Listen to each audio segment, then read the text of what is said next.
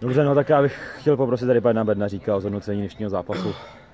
No tak v první půli 100% nejhorší výkon v sezóně, soupeř nás převyšoval hlavně v soubojích, vždycky jsme byli druhý a v druhé půli to vyplnulo z toho jejich gólu, no a naštěstí, že jsme to aspoň srovnali ke konci, ale mohli jsme vyhrát i klidně, no. A tam brankář chytil, ale teda se mluvám, no. Mrzí hodně ten neproměněná šance v závěru.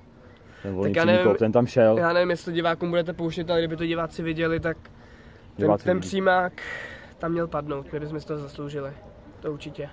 Navíc já takovej dřevák, šlo to do brány, no, nevím. No krásná střela, tam jsem si všiml, že potom ještě byl rohový kop a rozhodčí ukončil zápas. No tak k rozhodčím se vyjadřovat nebudu, to je kapitola sama o sobě. To jste taky určitě mohl vidět, protože to, co předváděl hlavně pomezní domácích, to byl koncert.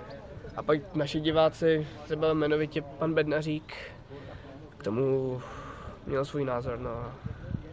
Já asi jsem s ním toho ražení, no. Tady toho názoru. No, děkuju. Tak. A trefí zeď.